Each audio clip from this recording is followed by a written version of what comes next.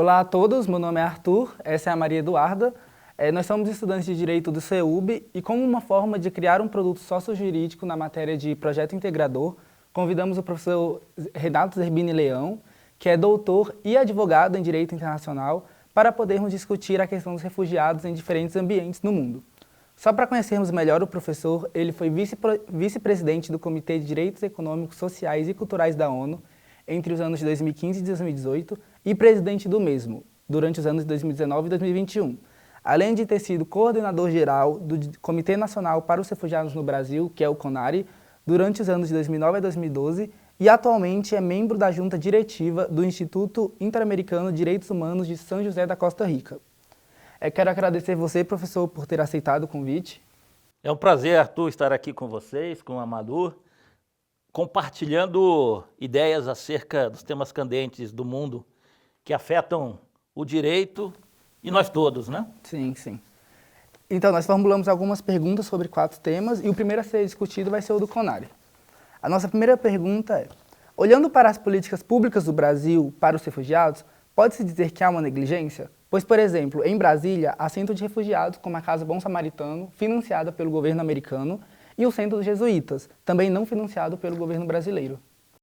A estrutura de acolhida dos refugiados no Brasil, Arthur, é uma estrutura tripartite, vale dizer, congrega o esforço conjunto do Estado brasileiro, da sociedade civil organizada através de várias ONGs, como as citadas, e a comunidade internacional, através do Acnur. Todas obram em conjunto em prol da integração do refugiado. Então, esse esforço é reconhecido pelas próprias Nações Unidas como algo muito positivo, desde a perspectiva comparada mundial, né? A Lei 9474 de 97, que cria o CONARE, logo no seu primeiro artigo, ela traz o que há de mais vanguardista em termos protetivos, que vem antes dessa integração, né? Então, se nós percebermos o artigo 1º, nos seus incisos 1 e 2, traz as bases normativas do que é a Convenção de 1951 sobre o Estatuto dos Refugiados e do Protocolo de 67. Se nós formos para o inciso 3º, a lei brasileira ela abraça algo que só tem na legislação brasileira como pioneira, que influenciou os demais países do Mercosul, que é a condicional de grave e generalizada violação de direitos humanos para obtenção do Estatuto do Refugiado. Então, normativamente falando, a estrutura brasileira é bem vanguardista, é humanitária.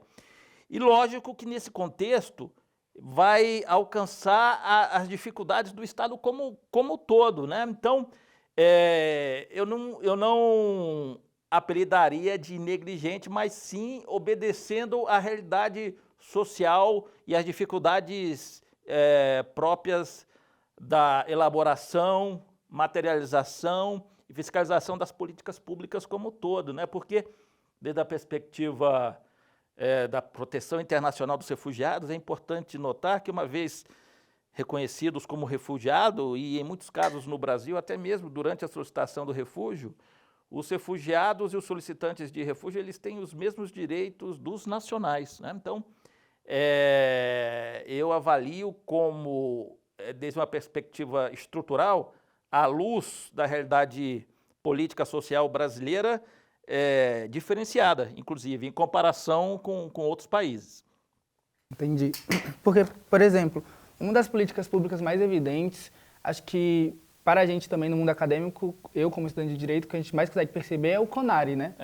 E visto que em 2024 ele vai realizar a Comigra, a conferência para discutir os direitos dos refugiados e tudo mais, quais são as expectativas do senhor para essa conferência? O senhor acha que vai ser efetiva?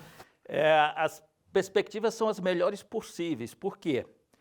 Porque as conferências como a Comigrar, o que fazem é congregar todos esses atores das diferentes 3 dimensões de acolhida dos refugiados no Brasil. Então, funge como um fórum de encontro, de análise e discussão, e de que ali certamente sairá não só ideias, propostas de políticas públicas, mas, em consequência do perfil do atual governo, uma alta probabilidade de materialização dessas políticas públicas, porque quando nós tratamos de políticas públicas desde a perspectiva humanitária, nós temos que ter em mente que não se trata somente de pensar, né? Nós temos que materializá-las, avaliá-las, né? Para ver se elas estão funcionando, atingindo o objetivo,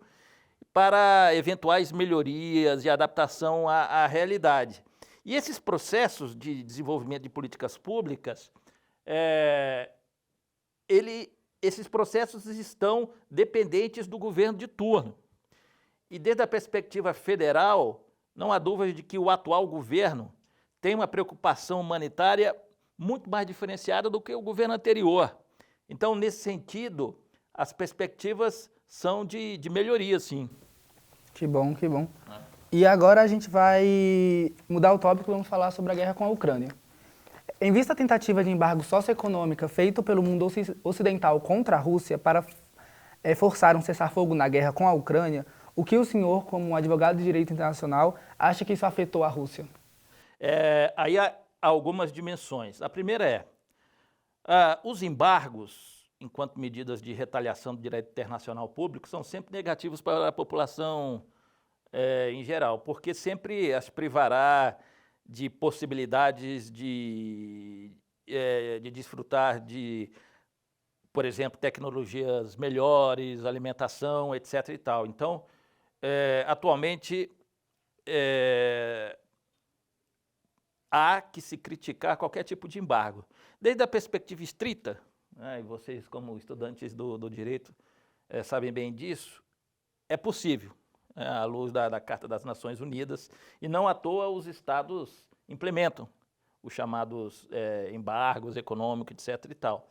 Então aí nós temos uma viabilidade normativa que é legítima perante o atual direito internacional, mas que as análises, os estudos, digamos, sociológicos, antropológicos e políticos demonstram que para a população em geral é muito negativa. Em um mundo ideal, essas sanções não deveriam existir. Fazendo uma conexão da temática da guerra ou da invasão russa sobre a Ucrânia com relação aos refugiados, por exemplo, talvez tenha sido o fenômeno que mais tenha gerado movimentação de pessoas nos últimos anos. Se calcula que só dentro da perspectiva do deslocamento forçado de pessoas, algo em torno a 7 milhões, né, de ucranianos deixaram. E deslocamento interno na Ucrânia é algo entre 5 e 6 milhões, de modo que são números assustadores, né? A comunidade internacional tem que estar atenta a esses fenômenos e utilizar de todos os meios disponíveis, tanto na Carta das Nações Unidas, quanto também nos instrumentos regionais, para a proteção dessas pessoas, sobretudo sociedade civil, que são vítimas da invasão russa sobre a Ucrânia, porque, caríssimos, desde a perspectiva sociológica não há dúvida. Em termos de conflitos armados, sempre 90% das vítimas são civis. E o conflito ucraniano ilustra bem essa questão. Oxalá a geração de vocês no futuro possa ser mais consciente desde a perspectiva humanitária, né? Evitando esses entreveros e desgastes civilizatórios, né, que as presentes e passadas gerações não conseguiram frear. Também, quanto mais deslocamento ocorre entre essas nações, indica que fica cada vez mais hostil a relação entre os países. Exatamente. Por quê? O que acontece? Os estudos antropológicos dos conflitos armados, da guerra, demonstram que essa movimentação, que nem sempre é voluntária, pelo contrário, quase sempre situações de conflitos forçosa, faz com que as pessoas tenham raiva daqueles que os fizeram deixar suas famílias, suas casas, a sua comunidade. E isso vai passando às gerações futuras também e o ódio se estende no tempo. É muito difícil. É muito difícil ser resistência e prezar pela paz. Sempre é muito difícil não ceder ao ódio, que é totalmente compreensível. É difícil, a história da humanidade ilustra isso, né? Você vê, os conflitos quase sempre são recorrentes em consequência de que as diferentes etnias, os diferentes povos, as diferentes culturas tratam de impor as suas perspectivas sobre outras. Essa é uma realidade incontestável dos conflitos armados também. E ainda mais a xenofobia que os países europeus realizam com os ucranianos que conseguem migrar para os países, né? Existe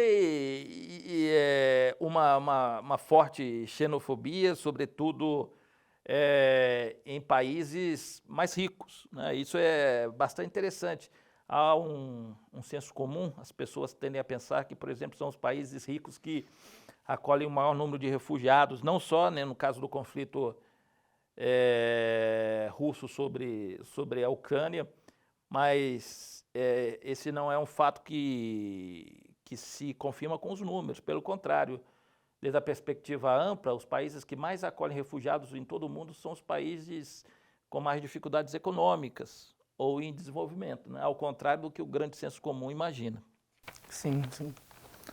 E agora em relação ao papel da mídia na guerra. É possível que é proposital o abafamento do proceder do conflito, já que esse assunto não está mais em alta? A mídia tem os seus interesses, né? Sobretudo a mídia mais majoritária, a mídia tradicional.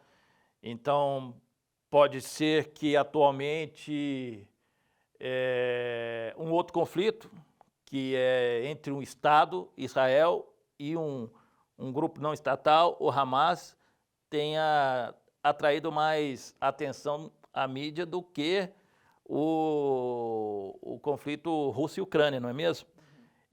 Isso é comum.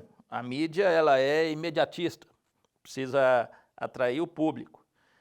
Agora, o interessante é que, desde a perspectiva humanitária, há aqueles que se dedicam, desde a perspectiva midiática, a cobrir esses conflitos. Então, todos que temos interesses, seja analítico, seja acadêmico, profissional, nós devemos buscar essa mídia alternativa, né? A mídia mais qualificada, não a mídia do senso comum, que todo mundo tem acesso, que a mídia do senso comum vai, obviamente, vender informação para o senso comum.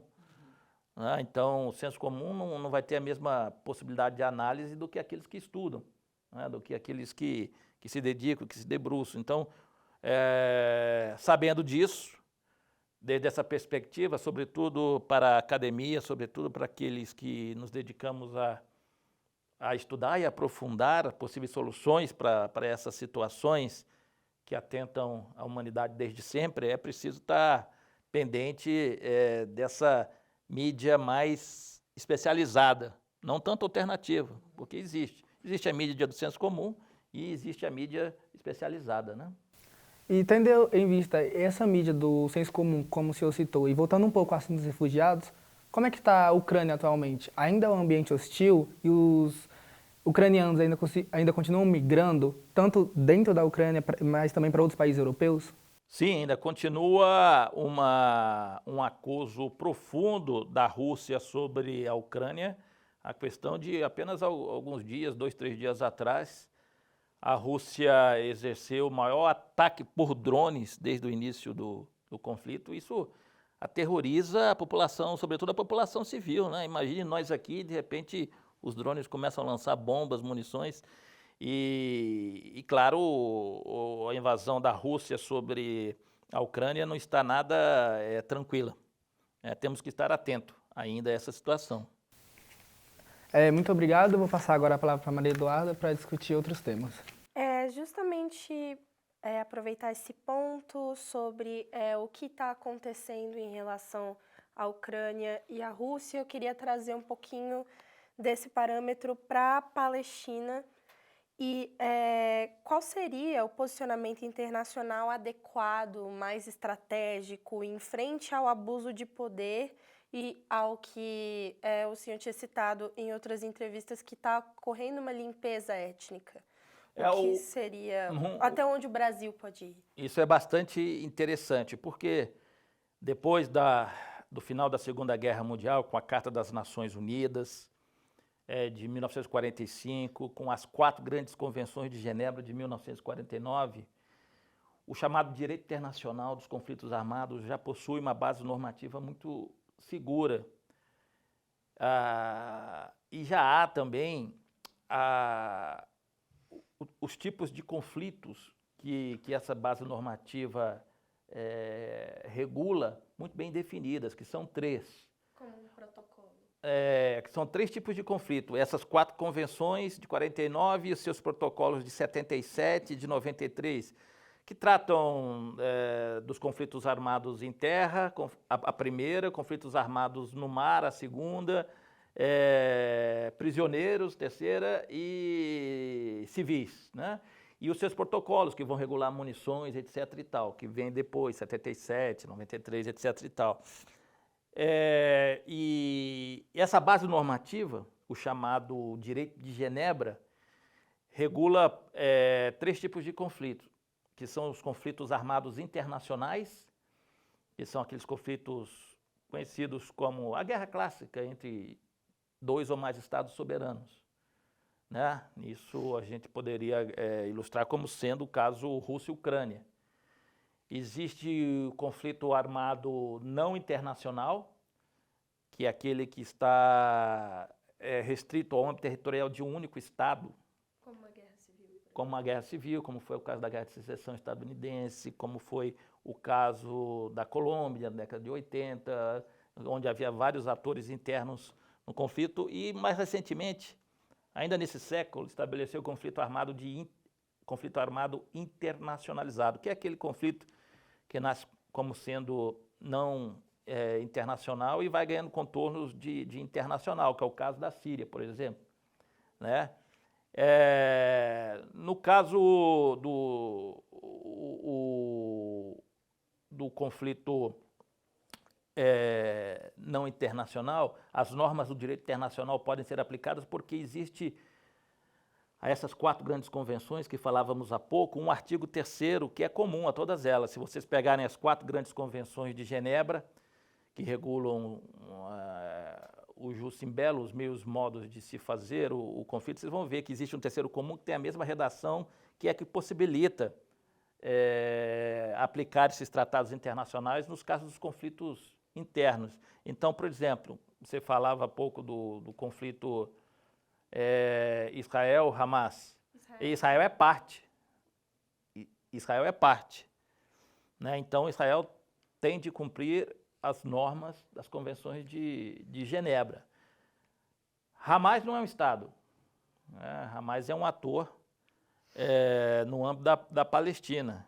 Então, o Estado de Israel deve cumprir as normas humanitárias, né? E isso é bastante interessante nessa arquitetura mundial, porque, voltando ao assunto da mídia, por exemplo, a mídia muitas vezes não especifica essa questão. A mídia vai chamar de guerra Israel-Hamas, né? E guerra entre estados. Está acontecendo agora. Exatamente, né? Quer dizer, um estado sobre um grupo. É certo que aquele grupo Hamas tinha de ser vigiado, tutelado pelo Estado palestino. Sim. Mas, por outro lado, não há nenhum imperativo normativo, moral e ético que autorize Israel a utilizar a força como está utilizando com relação aos civis. Isso são imperativos jurídicos, isso não é doutrina, também é doutrina, mas não apenas doutrina, não apenas princípio geral, isso inclusive é norma, né? Então, a comunidade internacional está atento a isso. Tanto é assim que há um debate e essa posição, as ações do Estado de Israel contra o Hamas em território palestino não são ações bem-vindas internacionalmente, conforme a gente pode verificar, né? Por essa mídia. Então, pode-se classificar qualquer suporte à progressão dessa limpeza étnica, por exemplo, algum fornecimento de munições, armado, seria como uma conivência ao que está acontecendo? Quando o assunto se eventualmente for julgado por um órgão internacional, por exemplo, qualquer Estado que contribuiu para que essas ações do Estado de Israel vulnerem os direitos dos civis palestinos, a responsabilidade subsidiária pode existir. Vocês vão estudar isso muito direito, né? Responsabilidade daqueles que apoiam os atos realizados por aquele que efetivamente realiza, né, contra inocentes, no caso, a população civil palestina, né? Então, o Brasil seria o mais adequado, então, que o Brasil apenas prezasse pelos brasileiros que estão sob custódia do Hamas e no Estado de Israel? O Estado brasileiro ofereceu as condições para que, à medida em que os brasileiros fossem libertados pelo Hamas, viessem, né, para o Brasil, né? Isso é uma ação. Desde a perspectiva do direito internacional, não podemos esquecer que a igualdade soberana entre os Estados e a não interferência ou não ingerência nos assuntos internos dos Estados são princípios gerais do direito, né? Agora, desde a perspectiva política, os Estados eles se manifestam, né? Eles se manifestam em uma ou outra direção, e isso é bastante comum, especialmente na questão Israel, Hamas, Palestina. Em realidade, o Brasil sempre esteve presente desde a criação do Estado de Israel. Não podemos esquecer que o embaixador Oswaldo Aranha era presidente do Conselho de Segurança das Nações Unidas quando da criação do Estado. Então, o Brasil sim tem elementos, razões históricas para discutir politicamente o assunto.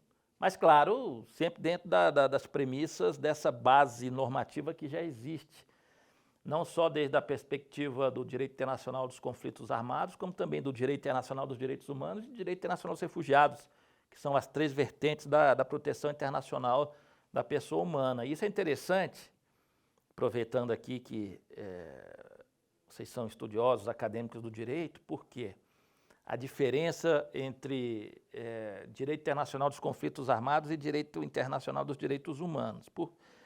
O direito internacional dos conflitos armados, aquelas convenções de Genebra que falávamos, os seus protocolos, somente são aplicados em casos de conflitos armados, que são daqueles três tipos.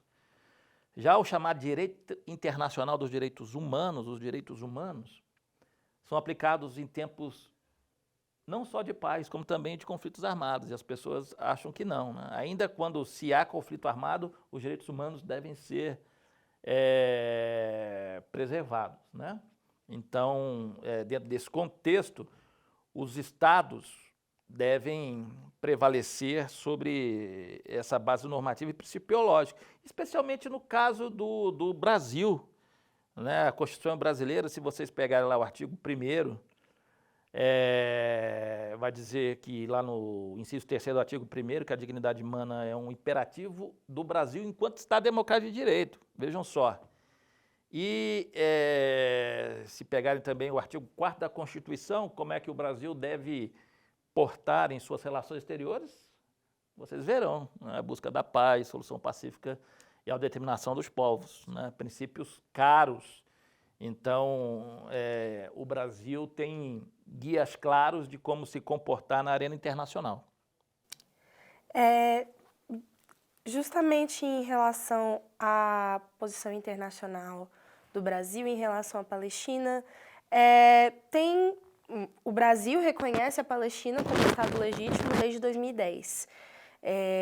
No espectro atual, qual seria a forma moralmente correta de prosseguir, já que aliados econômicos do Brasil têm posições bem definitivas e combativas em relação à existência do Estado palestino e o Brasil tendo formalmente reconhecido a Palestina como um Estado legítimo. Qual seria a melhor forma? A forma legítima é aquela dada pela Constituição, né? O caso brasileiro é muito fácil, que a própria Constituição, em seu artigo 4º, prescreve como o Brasil deve portar-se, observando esses princípios que são princípios que foram absorvidos desde a própria Carta das Nações Unidas, né? A igualdade soberana, não interferência nos assuntos internos de outros estados, proibição do uso da força, igualdade e não discriminação, autodeterminação dos povos. Então, o Brasil deve primar por esses princípios, até porque se trata de um imperativo constitucional,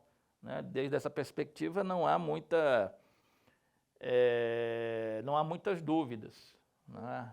E uma ação interessante seria uma veiculação maciça desses artigos 1 e 4 da Constituição, né? Porque no âmbito de toda essa trajetória política que tivemos nos últimos 8, 6 anos, muita informação falsa foi vinculada, né? Então é importante que cada brasileiro, cada brasileira saiba que a Constituição dá os caminhos claros que devem ser trilhados pelo Brasil na arena internacional. O restante é o quê? O restante são fake news, charlatania política. Mais um destaque à importância midiática e o dano potencial. Agora, em relação a os refugiados novamente nesse conflito, o que está acontecendo com os refugiados palestinos? Qual é a tentativa de migração? Se o Brasil é um possível destino, é um possível lar para essas pessoas, como seria feito esse amparo? Exato, né? A movimentação de palestinos em consequência do assédio do Estado de Israel é constante, né? E o Brasil sempre demonstrou ter um interesse humanitário na acolhida desses palestinos que se sentem perseguidos, né? No caso da institucionalidade de acolhida do Brasil, à luz da Lei 9474 de 97, a história palestina sempre esteve presente. O Brasil acolheu os chamados refugiados espontâneos, que são aqueles que aqui chegam e aqui solicitam refúgio. O Brasil também participou de um programa de reassentamento das Nações Unidas, né, por aí 2007, 2008, e tinha como um dos públicos os palestinos também. De modo que o Brasil sempre acolheu palestinos em sua história humanitária e continuará acolhendo. E os palestinos é a rota que eles estão fazendo agora? Tipo, nesse momento os palestinos estão indo para quais lugares? Eles se dirigem para aqueles que os acolhem, né? Existem aqueles que possuem nacionalidades de outros países também, que são essas operações de resgate nos moldes da brasileira, que vão para outros países. Há um princípio caro no direito internacional dos refugiados, que é o da reunião familiar, né? Também, quando você é reconhecido como refugiado em um país, você também pode levar os seus familiares diretos, filhos, pais, né? Então, muitos palestinos também vão para aqueles países onde o seu ente querido foi acolhido como refugiado. No caso brasileiro, os brasileiros palestinos vieram e também puderam trazer seus familiares próximos à luz desse princípio da reunião familiar, que é um princípio não só do direito internacional dos refugiados, como também do direito internacional dos direitos humanos.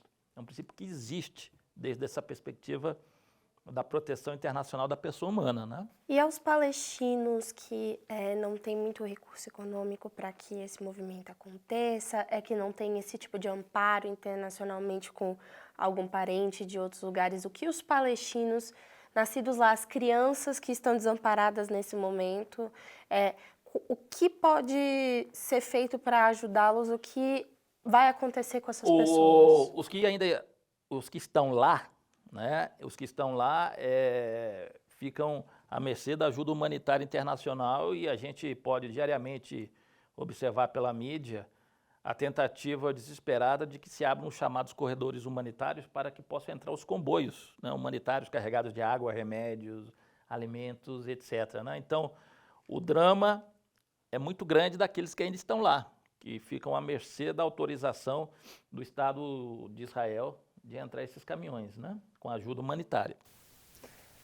Só interrompendo um pouco, já que a gente está falando muito de mídia, né, nesses contextos da questão da Palestina e da guerra da Rússia com a Ucrânia, e o senhor mesmo falou que existe a mídia do senso comum, a mídia alternativa e muita fake news, né? Como a gente pode encontrar essa mídia alternativa sem que seja fake news?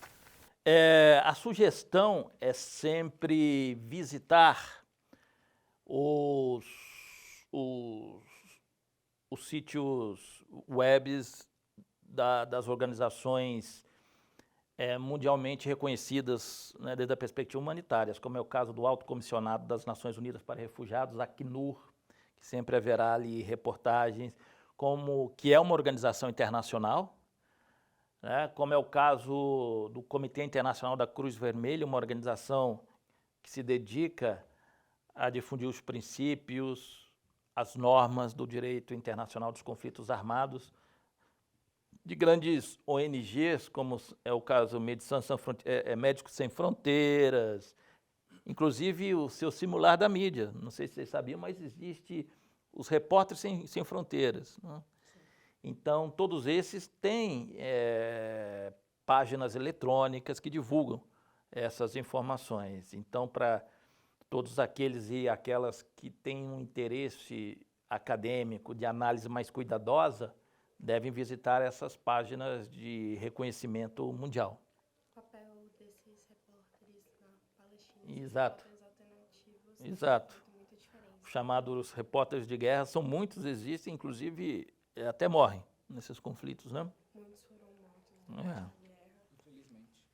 E no espectro agora mundial, em relação à posição em relação a essas pessoas que eventualmente serão recebidas ou que precisam desse tipo de acolhimento, nos últimos anos é evidente uma ascensão de ideologias totalitárias, muito patrióticas, e o que isso apresenta de risco, tendo em vista que muita parte dessas ideologias, sendo patrióticas, tem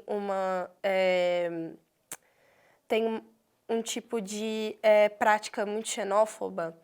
Então, existe algo no direito internacional que meio que cobra dessas posições patrióticas um cuidado em relação aos refugiados, o Brasil. A xenofobia, desde a perspectiva dos direitos humanos, é uma violação a vários dos tratados internacionais e deve ter esse cuidado. É proibido pelo direito internacional dos direitos humanos a discriminação, o chamado princípio da igualdade e não discriminação. Tanto é assim que, por exemplo, falávamos há pouco da lei de refugiados,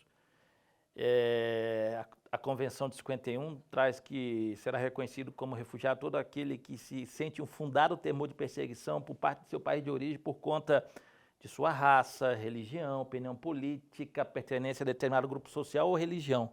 Esses são os 5 fatores de inclusão. Esses vêm da onde? Vêm do princípio da igualdade e não discriminação. Ninguém pode ser discriminado por essas causais.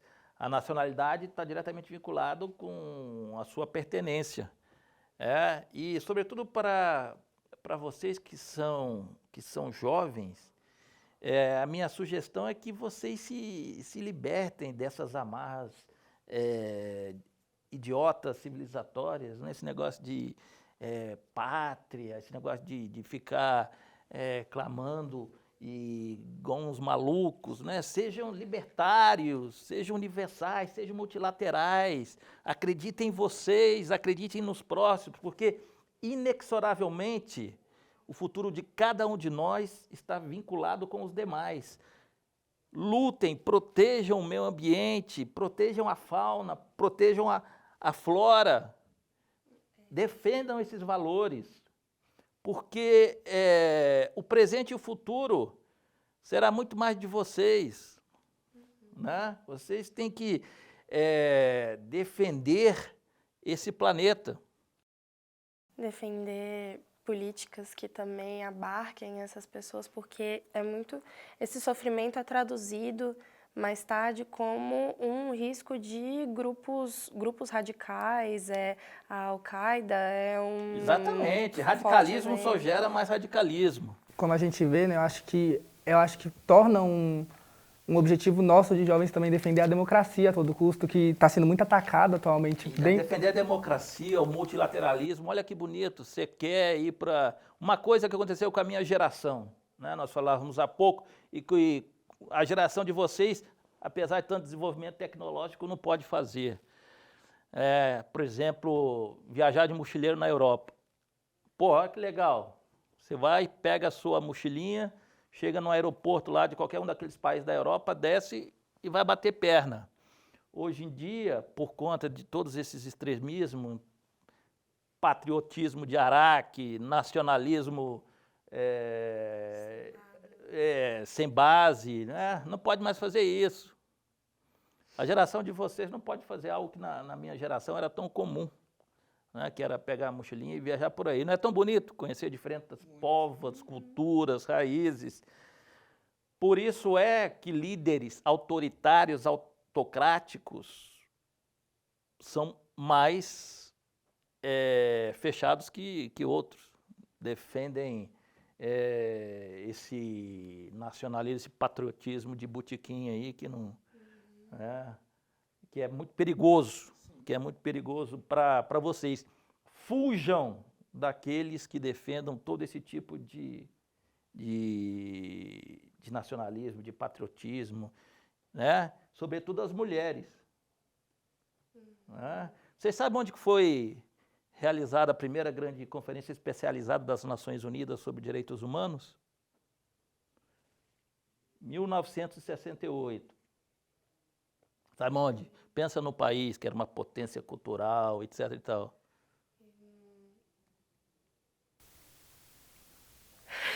Qual vocês chutariam? Primeira grande conferência especializada em direitos humanos da ONU. Provavelmente França? Algum país europeu. Algum país europeu. Exatamente, Teherã, no Irã. Hoje em dia, no Irã, você não pode, se você como mulher não poderia nem estar fazendo essa entrevista comigo. Antes da intervenção do Ayatollah, vejam só como é que é, né?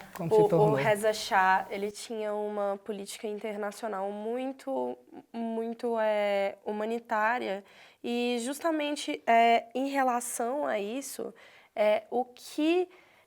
qual é a posição mais sensata em relação às pessoas que vão ser recebidas culturalmente, as pessoas que se relacionam diretamente com esses extremismos. O que pode ser feito, já que é muito delicado, é um extremismo que tem uma raiz religiosa, o que a gente pode fazer para que seja o menos discriminatório possível, o menos invasivo, mas também que consiga trazer essa cultura sem a questão tão extremista e eliminatória. O respeito de ambos os lados. Ninguém tem o direito de se meter na sua religião, mas desde que essa sua religião seja restrita lá ao seu culto, à sua igreja, né? A partir do momento que essa religião começa a se meter nas políticas públicas dos estados, começa a se meter nos seus direitos, especialmente como mulher, dizer como é que você deve se comportar, ou você como jovem começa a se comportar, aquilo passa a ser uma questão de Estado. E aí sim o Estado deve trabalhar para a defesa de sua laicidade.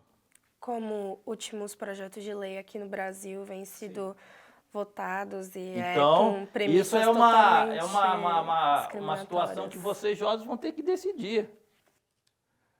Né? Vocês vão querer um Estado como aqueles que vocês responderam no primeiro momento, Ou como é que vocês imaginaram onde que foi a primeira conferência especializada das Nações Unidas? Ou o Estado que é agora? Que modelo que vocês querem? Vocês não pensam que o Brasil está imune a isso, não. Porque os fenômenos são mais ou menos, né? Tanto Aqui- no Brasil e em volta agora, né? Exatamente. Agora Bem em ascensão.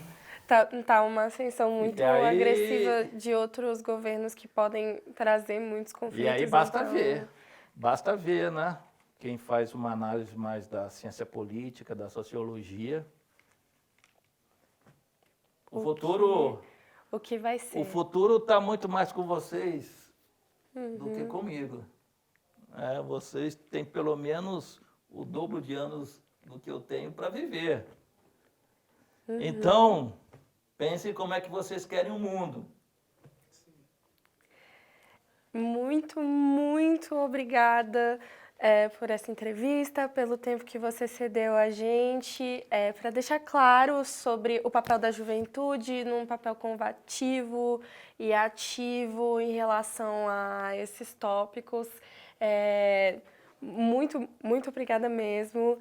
Muito, muito obrigada. Foi uma alegria, um prazer, e o que desejo a vocês e a toda a comunidade acadêmica, essa juventude que está aí, é que sejam felizes e o mundo seja cada vez mais feliz e humanístico. Muito bem. Podemos lutar por isso. Obrigado.